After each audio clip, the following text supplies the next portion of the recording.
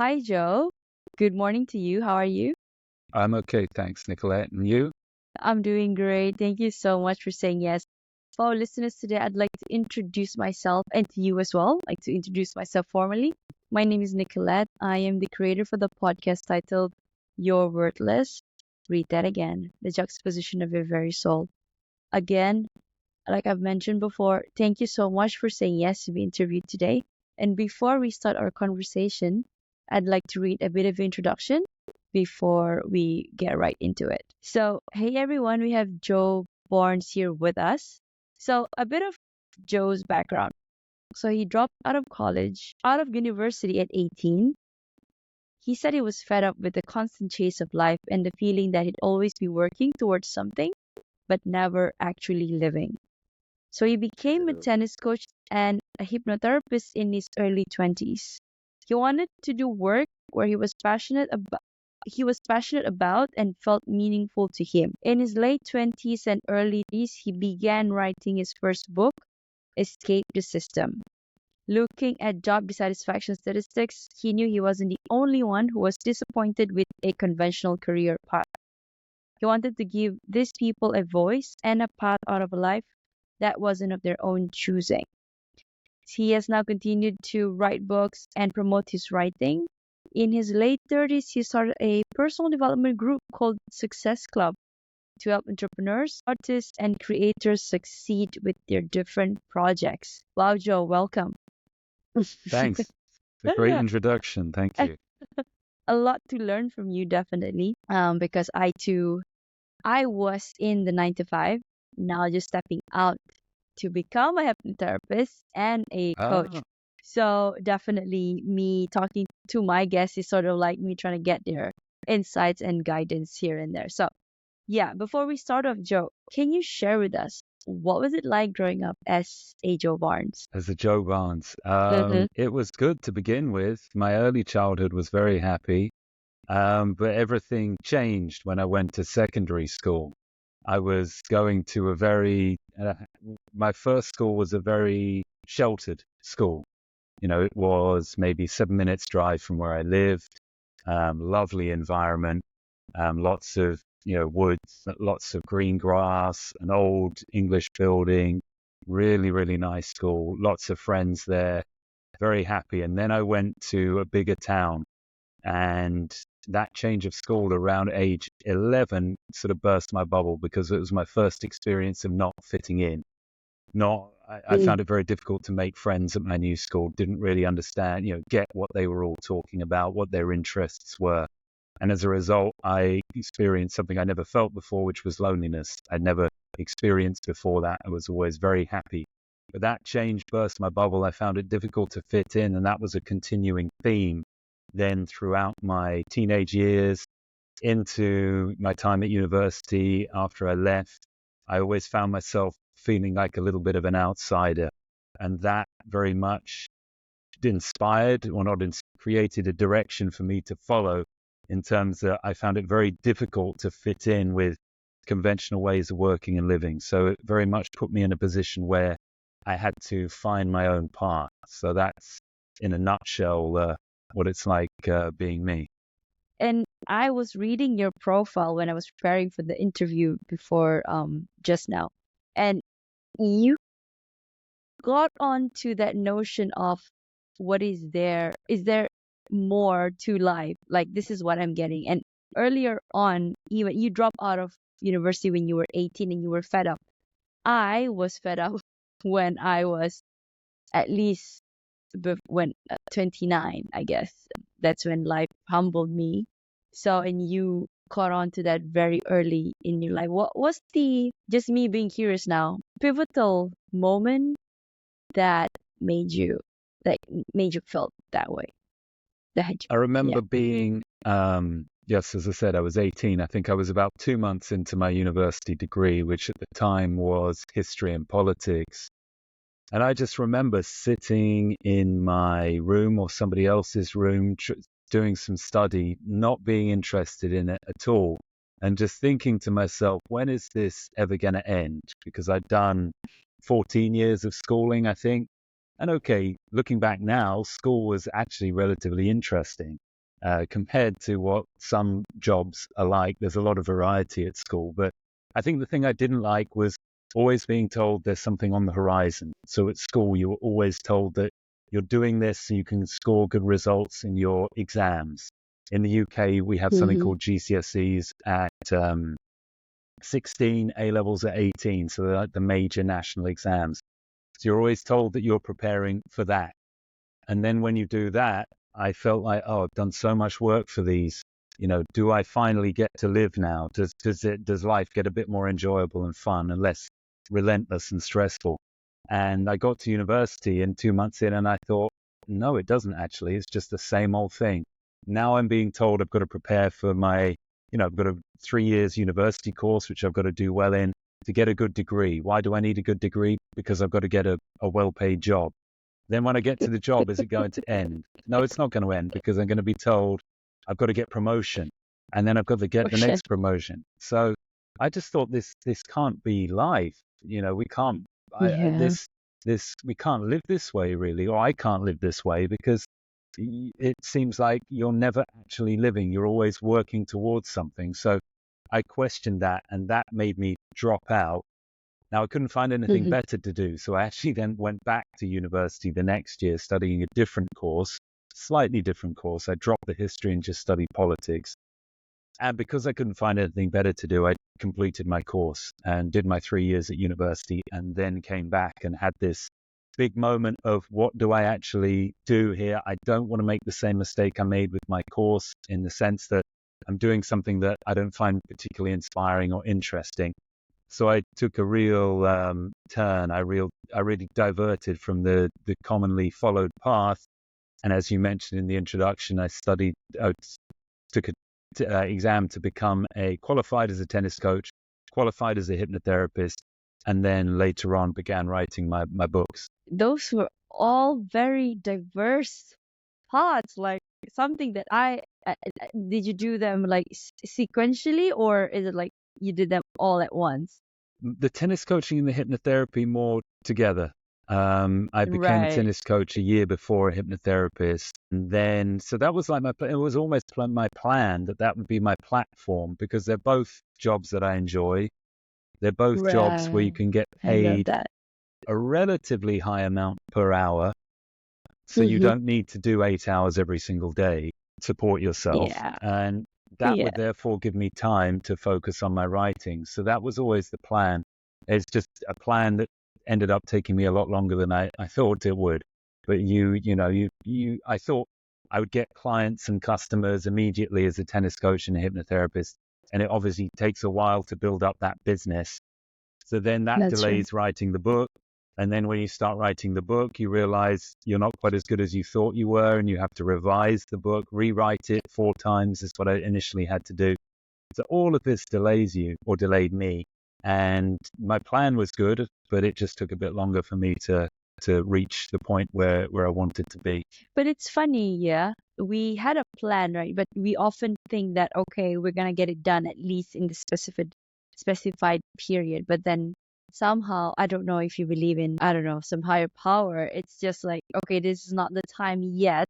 You can envision, you can see the future, the light at the end of the tunnel, but the walk or the run or the crawl, you still have to get through it. Sometimes we diminish that, but then once you actually get to that side, you think of it like, I actually planned it and I got it, but then, of course, the journey was a lot. It's realer than I had thought initially. I mean, this is just what I have been experiencing so far with my life. Yeah, because I believe that wherever we are, we've actually prayed for what we've gotten now. Oh, I So the see. Yeah. freedom, yeah, yeah. So well, this connects very smoothly to my next question then, Joe. What is the difference between a leader, a follower, and a rebel? All right. So this is obviously relating to my new book, the Rebel Code, Yeah. where I talk about all of those different. I believe there are three types of people on the earth. You're either a Mhm. leader, a follower, and a rebel. So the difference between the three of them is basically your drives and motivation. A leader is motivated by the need for power. A follower is motivated by the need for security. and a rebel is motivated by the need for freedom. So because we have all of these different drives and motivations, we will tend to follow certain paths through life. The leader is someone who enforces the status quo in our society. We have many people in leadership positions, and they tend to enforce the status quo. As I said, their drive is power, so they want to maintain their position. You have good and bad leaders. You have good leaders who are leading for the benefit of all, and you have bad leaders who are leading to maintain their position of power. Unfortunately, I feel in the world we have more bad leaders than we have good leaders, and most of them are looking out to hold on to their own position, whether that's in politics, whether that's in business, whether that's in the military, whatever structure it might be. Unfortunately, most leaders are bad leaders, and they tend to want to maintain their position of power. The follower is somebody who seeks security. They're not necessarily somebody who agrees with what the leaders do. They may actually feel like the rebels do, and they want things to change. But when it comes to acting on that impulse, they never will, because they fear that if they ever try to create change or change the status quo, it's going to harm their sense of security. And that will ultimately keep them quiet and make sure that they never really take any action to change their lives. Now, the rebels are different. The rebels are in the minority. In the book, I say they're about 5% of the human population. These are the people who have such a strong need for freedom that they will challenge the status quo. Are prepared to put themselves in the firing line and say, hey, this isn't right. I don't want to do this. I want to do something else. They're going to rock the boat, which is something we're always taught not to do. But they're going to do that. But rebels play a vital role because they're the only ones who can challenge the status quo and create change, because they ask the questions that the other two personality types don't. So in a nutshell, that's the difference between the three types of people. When you were explaining, I was thinking, could a person or an individual be all three, but at different stages of their lives, right? They don't have to, like, I'm a rebel, but then all the way you're a rebel. I mean, you can be a leader when you have people like wanting to follow you because of the way you lead. So yeah, your thoughts? Yeah, absolutely. I don't delve into that too much in the book, because just for the sake of the book is really about rebels. It's not about, although I mention leaders and followers quite a lot, it's not for those two personality types. It's a self-help book for rebels. So I don't go too much into that, but you're right, of course. With these personality types, there's a long history of them. You've got the Myers-Briggs test. I think Carl Jung originally created some. So I don't think it's ever that one person fits neatly into one box. You can have traits of all three. A good example of exactly what you were just talking about, and it's an example I use in the book, is somebody like Nelson Mandela, who to begin with was a rebel, an out-and-out rebel. I thought of him as well.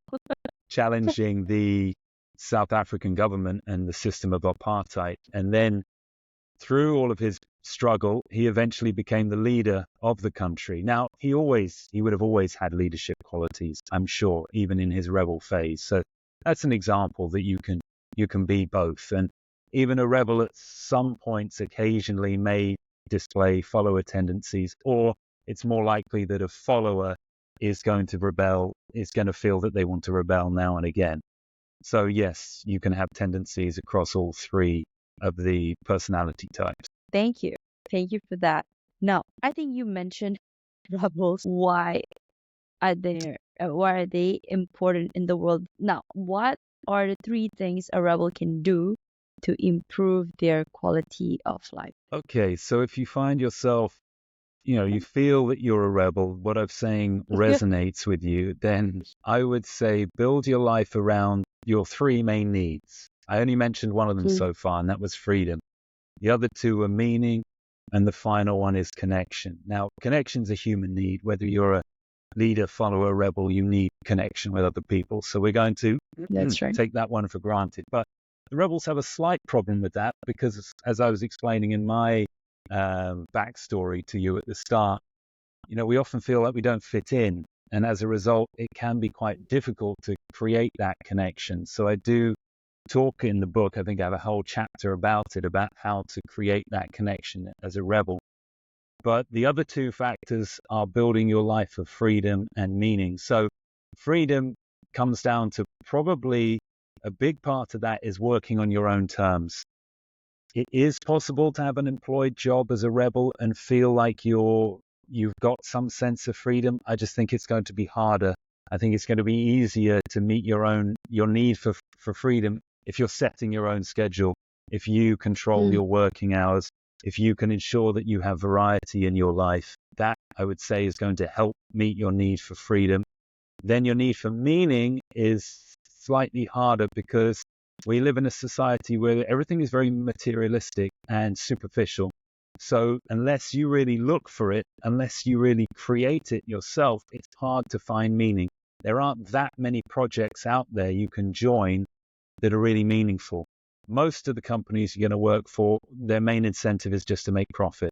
They may have some fancy mission statement which says they want to improve the world in this way, or Shell Oil tells people, yes, we're looking to build a sustainable future. It's all bullshit. They're just looking to make a profit. So basically, you've got to be careful as a rebel about what you join, because although they may Yeah, what say they've cause got you? a Yeah. big mission, underneath it, it's more than likely they're just looking to make money. There's nothing wrong with making money. I don't want to say that there is, but for a rebel, it's pretty meaningless if that's your main purpose for work. So you have to have something deeper. And again, this probably means you finding your own project, your own meaningful project to create, where you can work by yourself or with a team of other people, which is having some positive impact on the world. So in short, as a rebel, the three things you should be looking for are freedom, building a life of freedom, meaning, and connection. Freedom, meaning, and connection. I love that. I mean, because you're already at the I don't know. I am only entering the stage where you entered, like back when you were, turning 20, and right now you've already started. What was your journey like from the becoming a tennis coach and a hypnotherapist, and then you started writing your book, and then you decided to, okay, Success Club. Like, what were the driving? What were your drivers or your motivation to do all of this? I think it probably goes back to those three things I talked about. The freedom. I wanted freedom. I didn't want to be working 9 to 5, or let's face it, it's longer than 9 to 5, 8 to 6 every day, Monday to Mm. Friday. I wanted something meaningful. That, more than anything, that was what I wanted, something meaningful, to be able to feel that my life has had some kind of positive impact on the world. It's hard to tell sometimes, but you set out with the best of intentions. You hope that your work, whether that's a book that somebody's going to read or a hypnotherapy session you do with them, is going to improve somebody else's life in some way.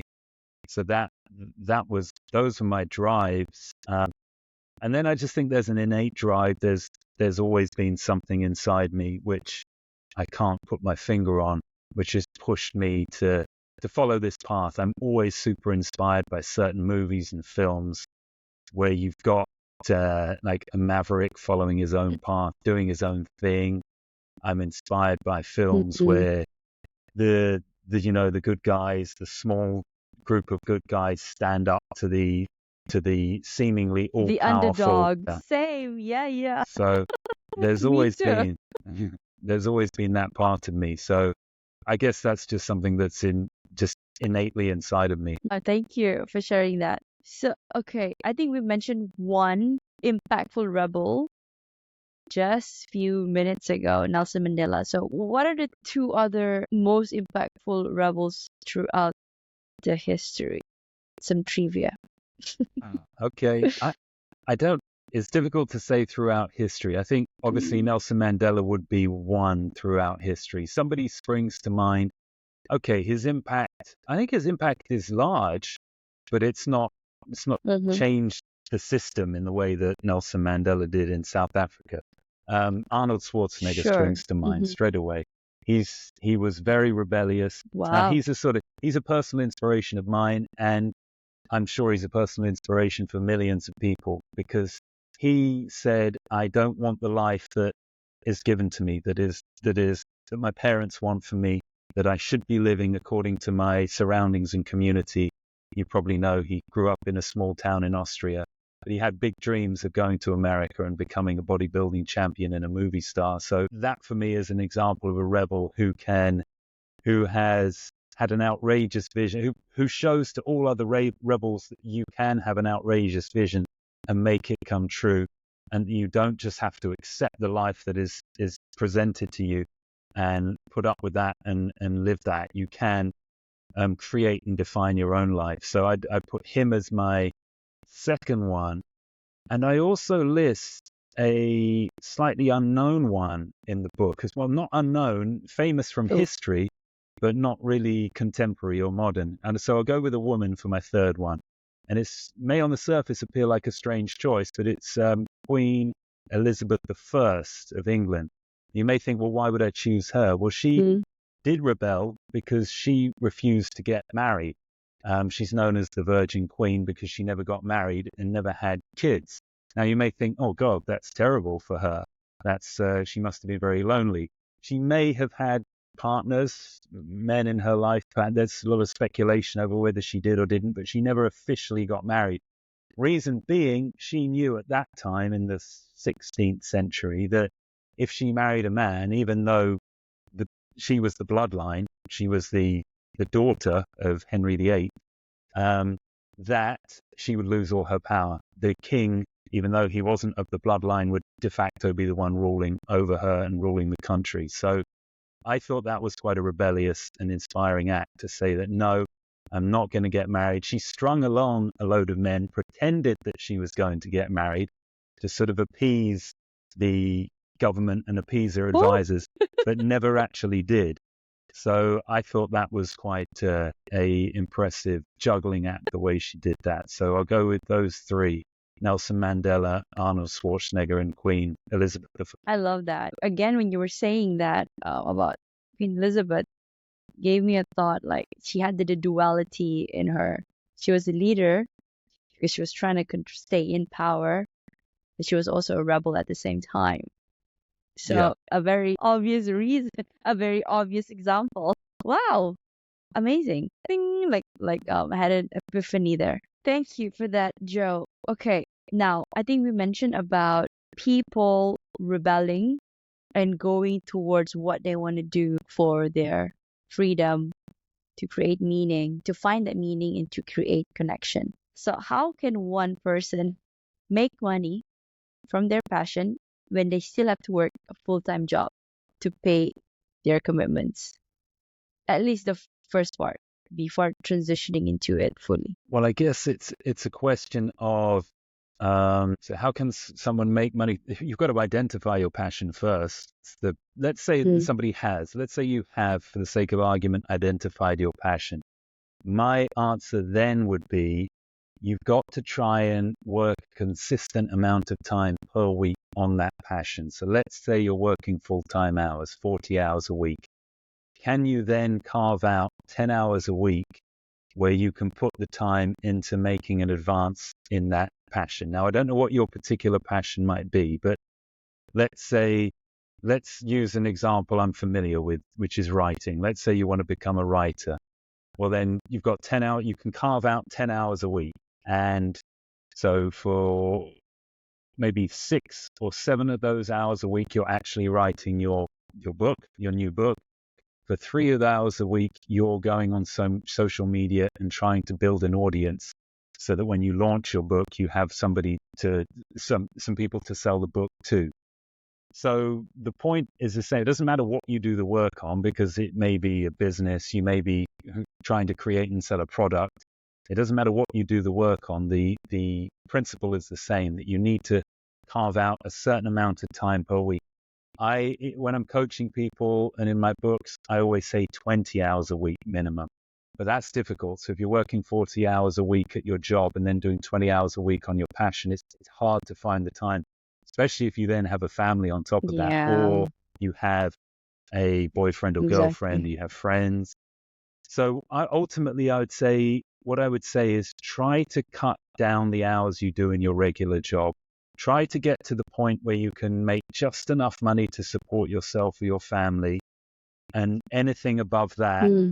you try and reduce the hours. So you're doing part-time hours, maybe 30 hours a week. So you then free up more time to work on your passion. I think a lot of people, it depends what country you live in, but here in the UK, the salaries are relatively good.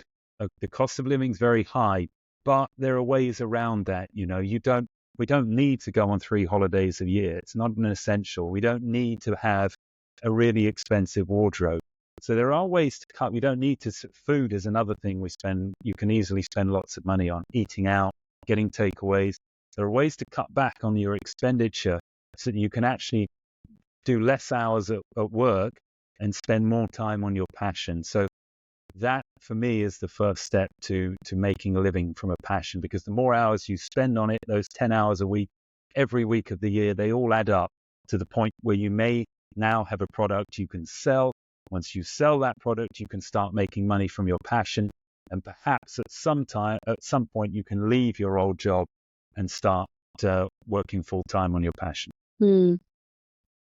I guess consistency and determination play a big Y- role Yeah, in but planning as well, being, I'm deliberate in yeah, saying like 10 planning. or 20 Yeah. hours a week, because it's so easy to say, right, I'm going to be consistent and determined Mm. working on my passion. But unless you actually carve out the time and you write in your diary, you know, block out 6 to 8 p.m. on Monday evening working on my passion.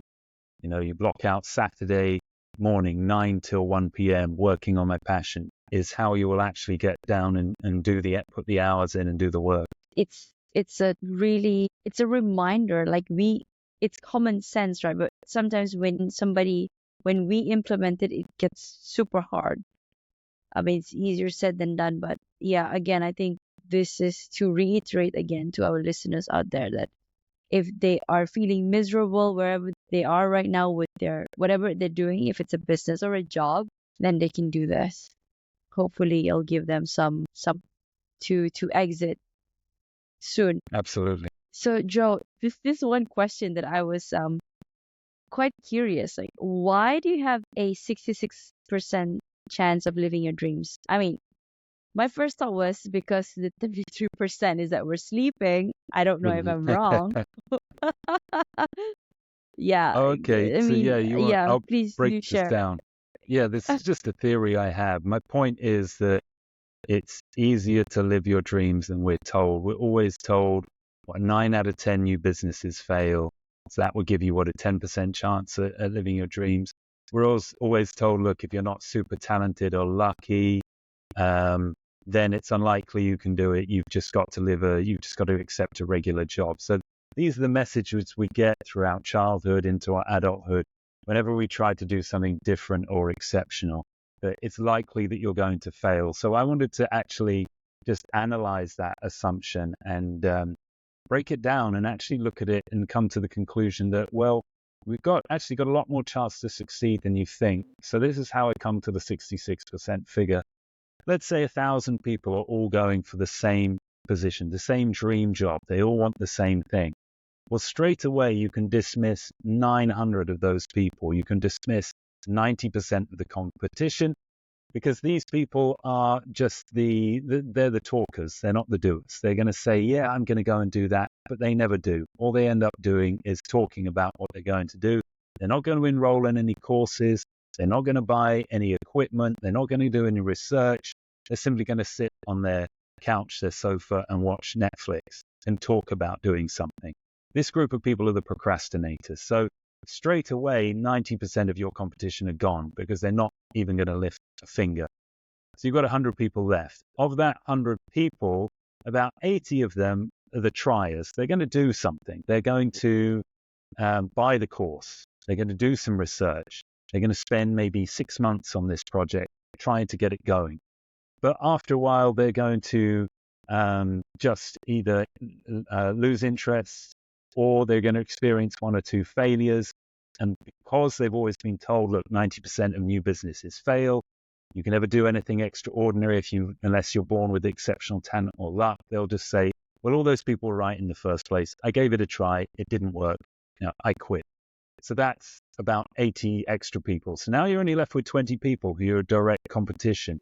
Now, these are the minor players. These are the people who do succeed at living their dream on some level, but ultimately they can't support themselves, because if you can continue to support yourself, you've got an unlimited runway to live your dreams. But these people can't continue to support themselves throughout the years, maybe 3, 4, 5 years of trying. So they eventually say, look, I've got to stop doing this. So then you've eliminated another 17 people. So it's down to you and 2 other people. And that's where I come to the 66% figure, because I also say that, look, you don't have to be number one to live your dreams. I make the point that there's Coca-Cola and Pepsi. In football, there was Ronaldo and Messi. In tennis, there's 3 of them. There's Djokovic, Nadal, and Federer.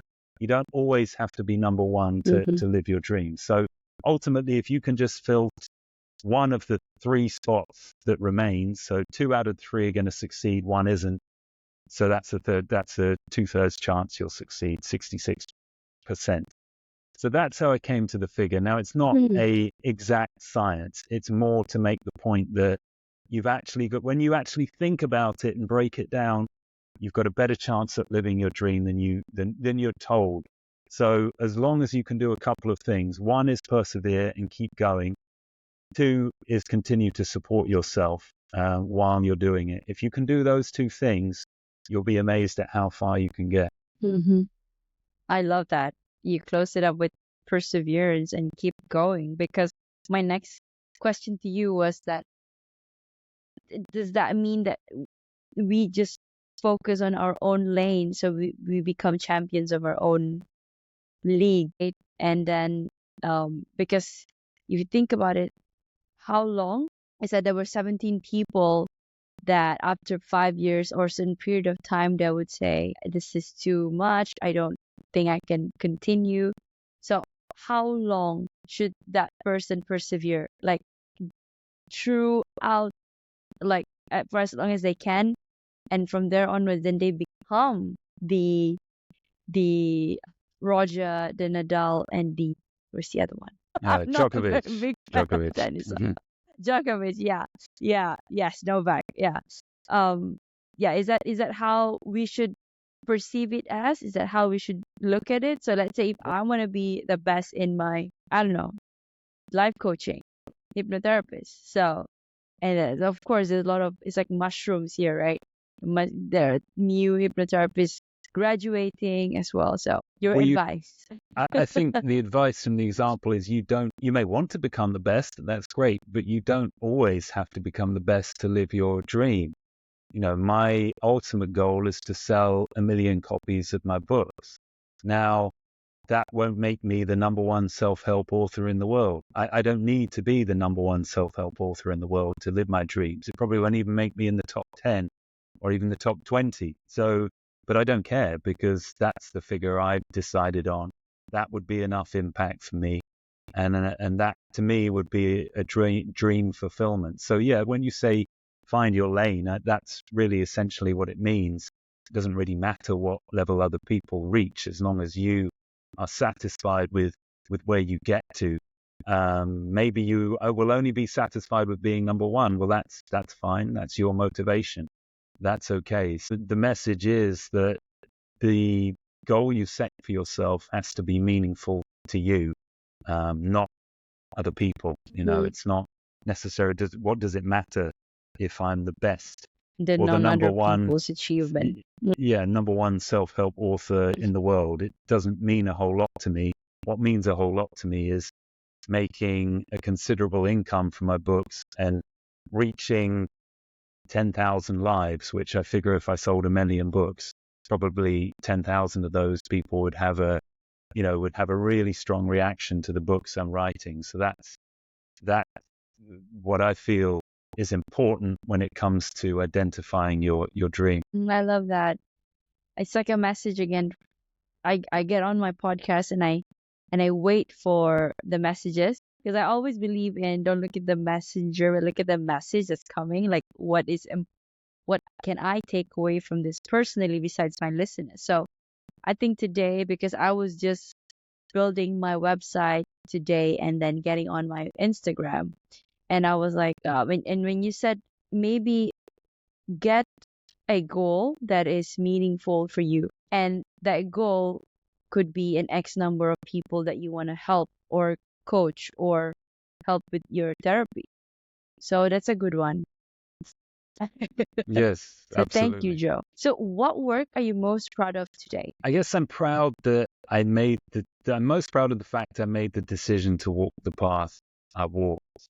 If it all finished now, I wouldn't feel I've completed my mission. I haven't got to the end. As I said, 1 million books sold is my ultimate target, and I'm a long way off that. So I wouldn't feel I would feel dissatisfied if it all stopped now.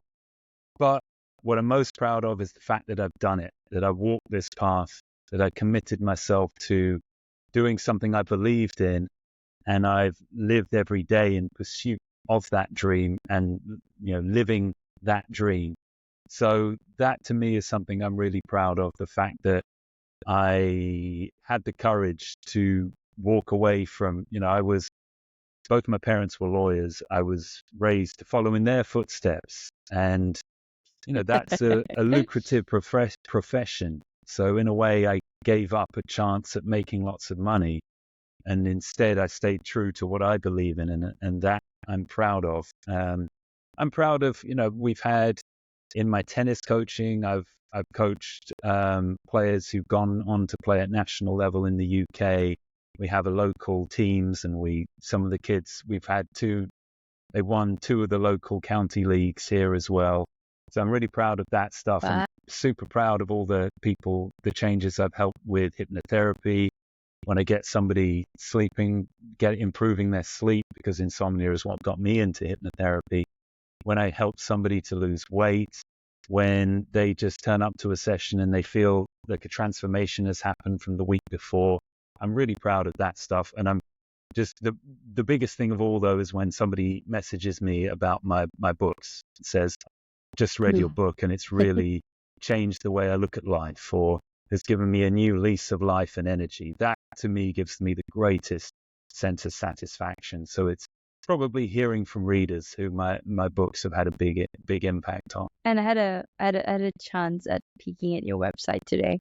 I was reading your reviews and I felt the energy. I was like, yeah, this is somebody who's actually truly living their path. So kudos. I really I felt very connected because this is what I also advocate to people from corporate especially who wants to jump out from the system. So understand, Joe, that you are probably busy with promoting your book, right, at the moment.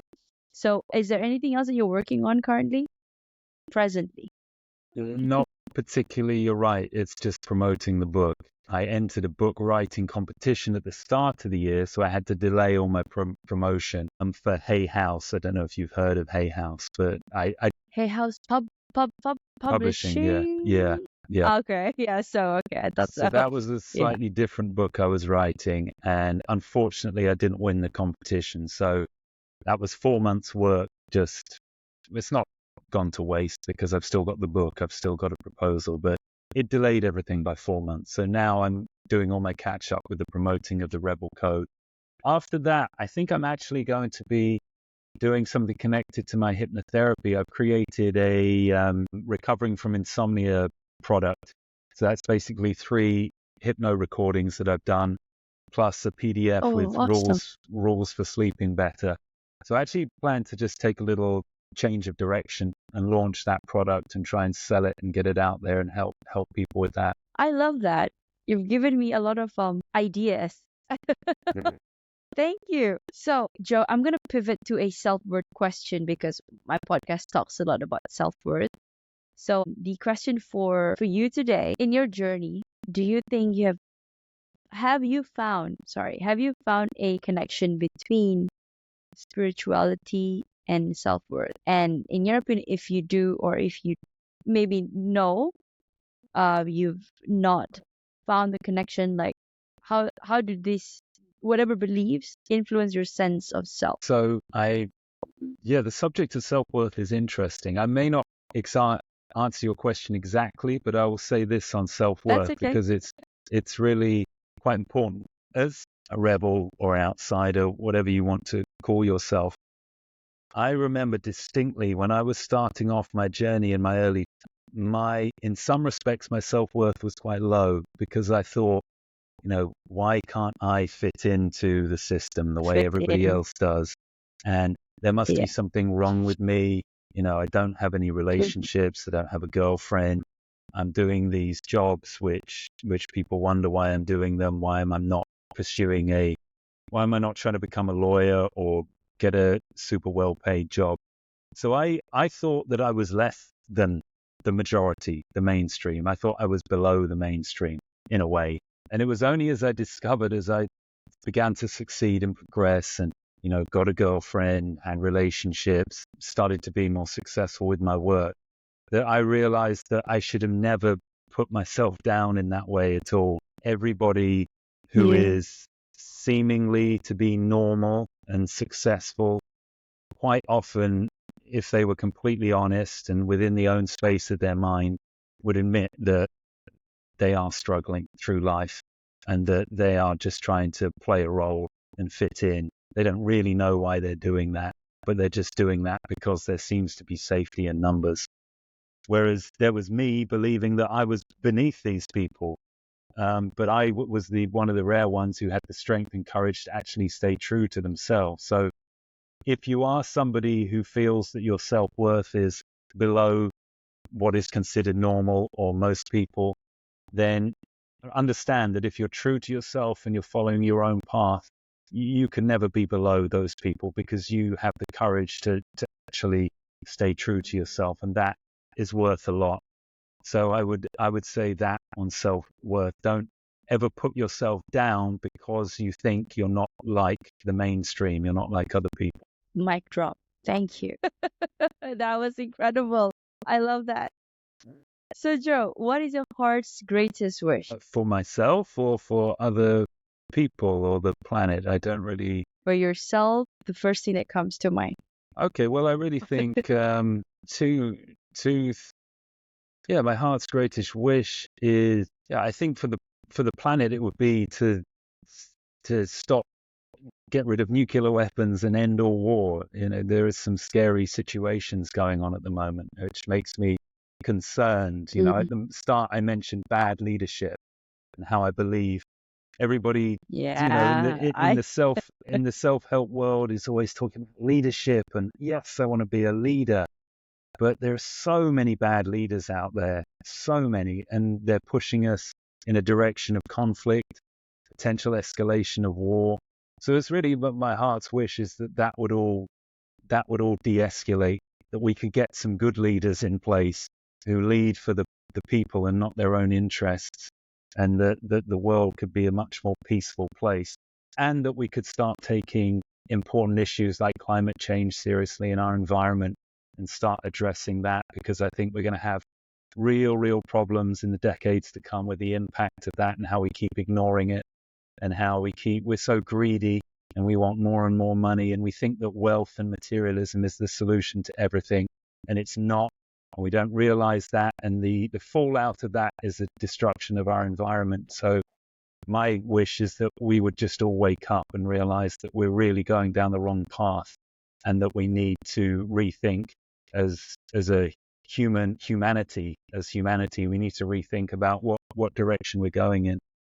So yeah, I think that would be it. no comment. That was impeccable. Now, Joe, if you could create a quote right now for you to leave to the audience listening and the world as your legacy, what would it be? Just create a quote off the top of my head. A Joe Barnes quote, or Mm-hmm. can I steal something? Can I steal? It's okay, yeah. You can Okay, steal from somebody else. I'll steal somebody else's quote because this is my favorite quote. It's George Bernard Shaw.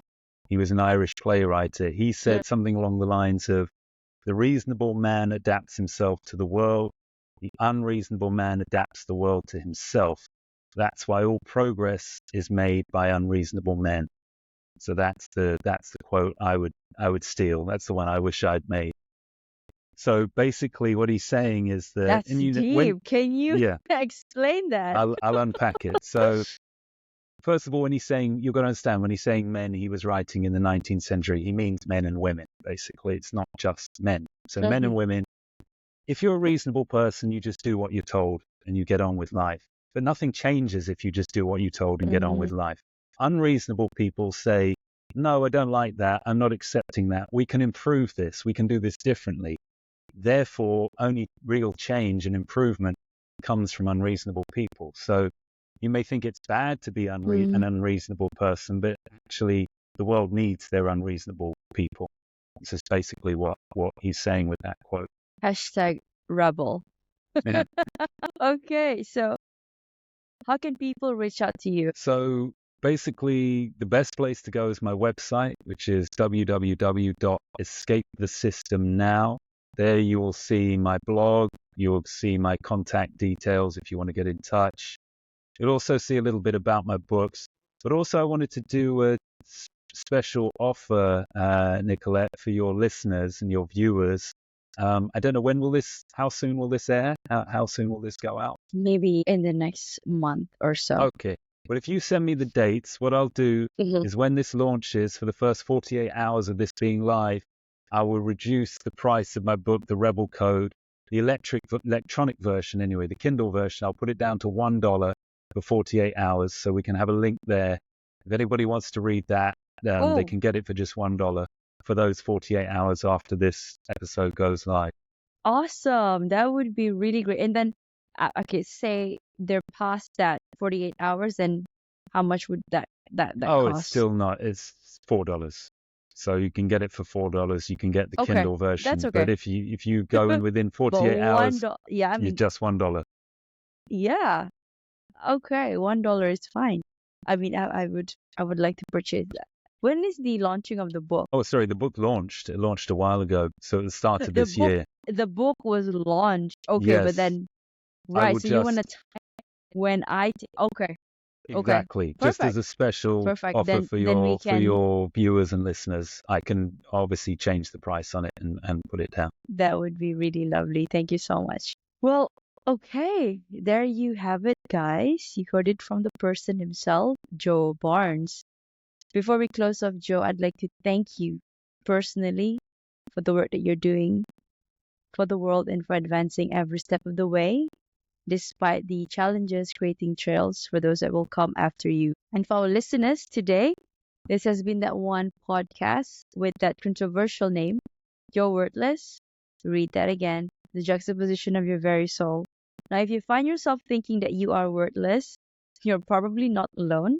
But more importantly, ask yourself a level deeper. If I'm worthless, then why the heck am I here? It is because your soul have chosen to be here energetically, all the way from the ethers, and for that reason itself, you are worthy and you are enough. This has been Joe Barnes, your guest of the day, and Nick Nieras, your host, signing off. Thank you so much, Joe, for your time. Thanks, Nick. Thank you. Thank